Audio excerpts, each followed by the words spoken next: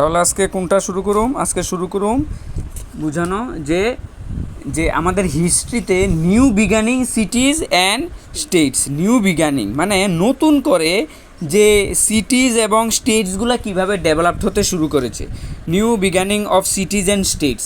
তো সেটা জানতে হইলে তোমাকে জানতে হবে যে এই যে আমাদের যে বিগানিং মানে তাহলে শুরুটা কোত্থেকে হয়েছে।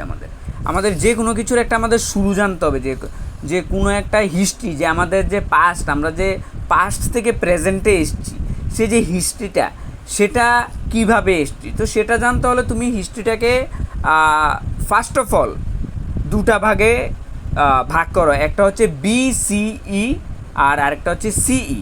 বিসিইকে তুমি বিফোর ক্রাইস্টও বলতে পারো অথবা বিফোর কমন এরাও বলতে পারো। আর সিই বা এডি এন্নো ডমিনি বা কমন এরা, যেটা ক্রাইস্টের জন্মের পর থেকে আমরা 1-2 করে এখন 2026 অবধি আছি, এখানে এসছি। ঠিক আছে, এই পৃথিবী কোটি কোটি বছর আগে সৃষ্টি হয়েছে এবং এই পৃথিবীতে যে মানুষ্য বসবাস, সে বসবাস অনেক আগে থেকে শুরু হয়েছে। কিন্তু আমরা যে কোনো একটা, আগেকার সময় জনসংখ্যা এত বেশি ছিল না, মানুষজন এত বেশি ছিল না, মানুষ গ্রুপে গ্রুপে কি এক জায়গা থেকে অন্য জায়গায় ঘুরঘুর করে চলাফেরা করে চলাচল করতো। কিন্তু যে কোনো একটা সিভিলাইজেশান যখন হয় তখন আমরা বলতে পারি যে new beginning of cities and states. তো new beginning of cities and state আমরা কবে থেকে আমরা জানবো, কবে থেকে যে শুরু হয়েছে। তো সেটা তুমি বিসিই বিফোর কমন এরাতে কবে থেকে শুরু হয়েছে সেটা তুমি শুরু করো যে যে আজকে থেকেও 5000 বছর পূর্বে। এবার তুমি ধরো আজকে থেকে 5000 বছর পূর্ব মানে বিসিই বিফোর কমন এরা। শুধু তাই না, আজকে থেকে 5000 বছর পূর্বে না, বিসিই এখানে যে ইন্দুস ভ্যালি সিভিলাইজেশন মানে হরপ্পা বা মহেঞ্জোদারো, যে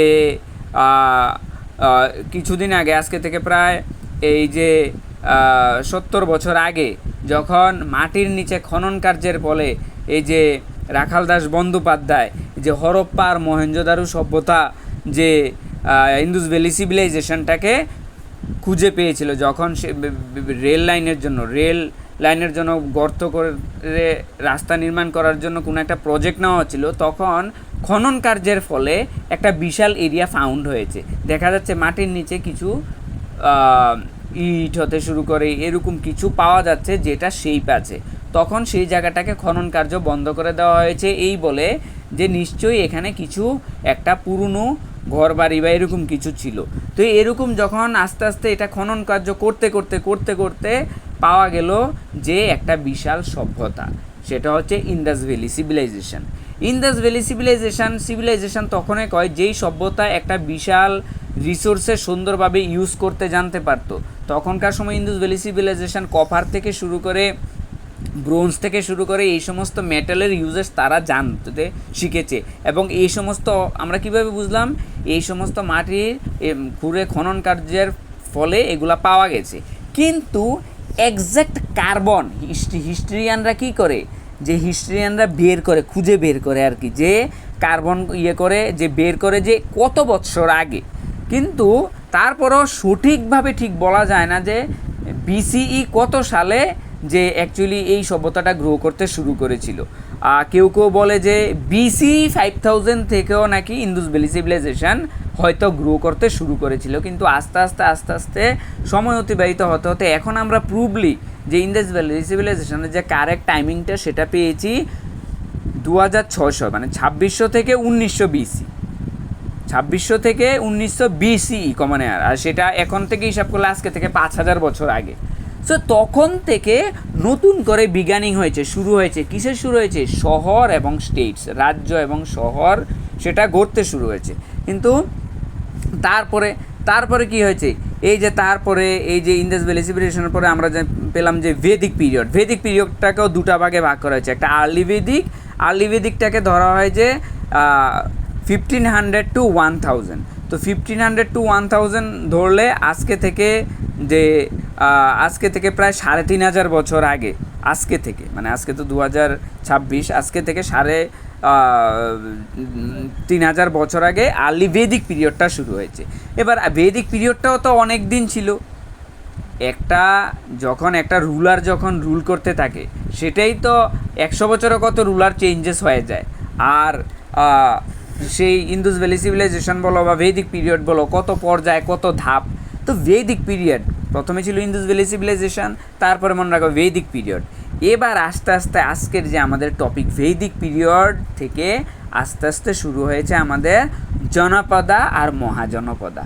একটা সময় এখনকার যেরকম যে বিভিন্ন স্টেটে বিভিন্ন চিফ মিনিস্টার থেকে শুরু করে, যে পুরো কান্ট্রির মধ্যে যে প্রাইম মিনিস্টার থেকে শুরু করে, এরকম এই যে আমাদের যেই এরিয়াতে যে একটা সময় যে মানুষের শহর বা নগর সৃষ্টি হয়েছিল, তো কীরকম প্রসেসে ছিল। যখন লেটার ভেদিক পিরিয়ড 1000 থেকে 600 বিসিইতে, প্রায় আজকে থেকে 3000 বছর আগে আস্তে আস্তে জনপদা গঠন হতে শুরু করেছিল।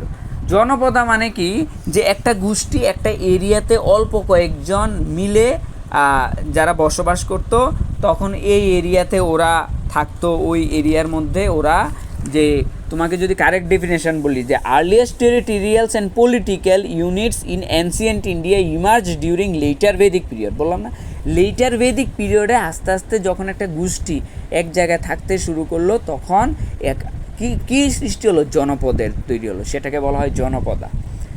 তারপরে জনপদাটা আস্তে আস্তে, এই যে জনপদা আস্তে আস্তে গ্রো করতে করতে বড় হতে হতে সেটা আস্তে আস্তে মহাজনপদে পরিণত হলো।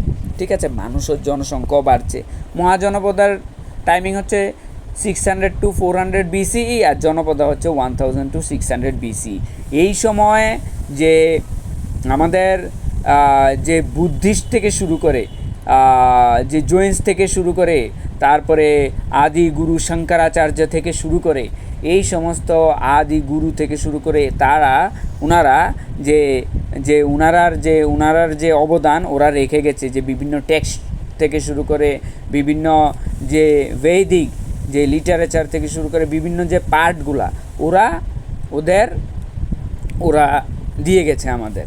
তো বৈদিক পিরিয়ডে আমরা এখনও অনেক বৈদিক টেক্সট আমরা দেখতে পাই, ঋগ্বেদা, সামবেদা, যজুর্বেদা, অথর্ববেদা, বৈদিক পিরিয়ডের অনেকটা আমরা দেখি, আমরা পড়ি। তো তারপরে আমরা চলে আসি যে মহাজনপদা কীভাবে হয়েছে। মহাজনপদা এখন যেরকম আমাদের যে স্টেটস আছে, ইন্ডিয়ান স্টেটস, যে Northern, southern, eastern, western states আছে না বিভিন্ন, সো এরকম তখন বিশাল একটা এরিয়া জুড়ে ইস্টার্ন থেকে, কিছুটা নর্দার্ন সাইডের থেকে ইস্টার্ন সাইডে এরিয়াতে, ম্যাপে তুমি এই যে দেখতে পাচ্ছ, এই যে এই সাইডটার মধ্যে জনপদের সৃষ্টি হয়েছে। এই যে জনপদাগুলি, কেন এই এরিয়াতে জনপদের সৃষ্টি হয়েছে, কারণ এই এরিয়াটা যথেষ্ট ফার্টাইল ছিল, উর্বর। তুমি ছবিতে বইয়ে দেখতে পাচ্ছ যে এখানে যে যথেষ্ট উর্বর থাকার কারণে এখানে ফসল উৎপাদন হতো। যেহেতু ফসল উৎপাদন হতো, নদীরও কাছে, জলেরও কোনো অসুবিধা নেই, সেই জন্যই তো কোনো একটা জনপদ বা জনগোষ্ঠী আমরা এখন পড়ি না, উত্তর ভারতের সমভূমি অঞ্চলে সবথেকে বেশি জনসংখ্যা গড়ে উঠেছে। কেন? Due to fertile land. সেই জন্য এই এরিয়াতে ফসলও বেশি উৎপাদন হয়। তো যেহেতু ফসলও বেশি উৎপাদন হয়, এখানে আস্তে আস্তে জনপদাটা মহাজনপদে তৈরি হয়েছে। এই মহাজনপদাটার মধ্যে কতটা মহাজনপদার উল্লেখ আছে? 16টা মহাজনপদের উল্লেখ আছে। এই 16টা মহাজনপদ কি? অঙ্গা, তারপর অশ্মাকা, অবন্তী, ছেড়ি, গান্ধারা, কাশী, কাম্বোজা।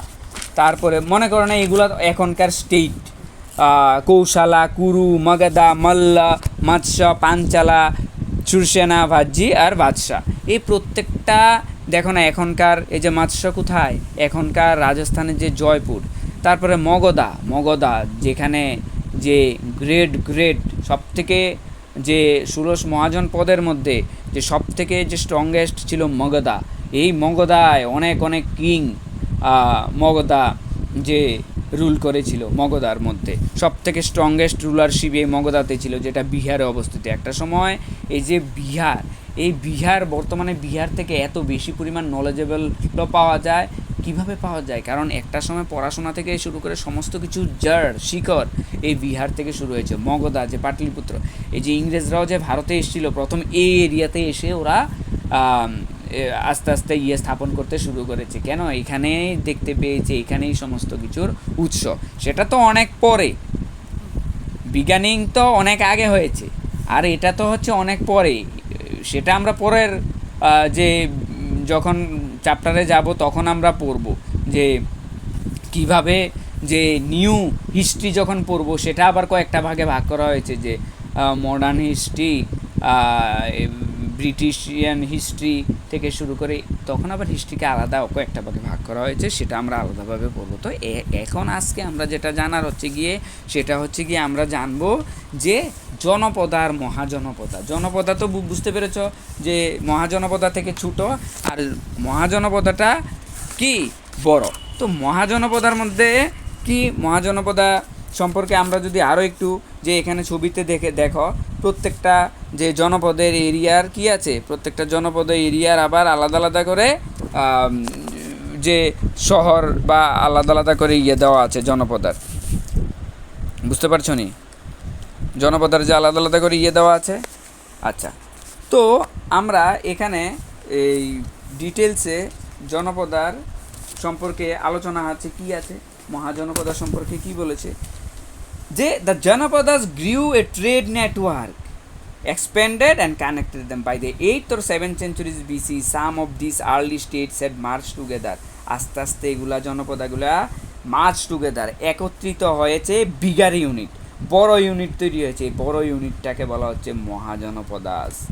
আমরা জানি যে 16 জনপদাসের নাম আমি তোমাকে বললাম, এই যে তখনকার সময়ে যে মহাজনপদা এরিয়ার মধ্যে যে যে বিশাল পরিমাণ মডার্ন সিটিজ আজকে থেকে প্রায় 2500 বছর আগের। সো জনপদার মধ্যে কি ছিল, অ্যাসেম্বলি কাউন্সিল ছিল।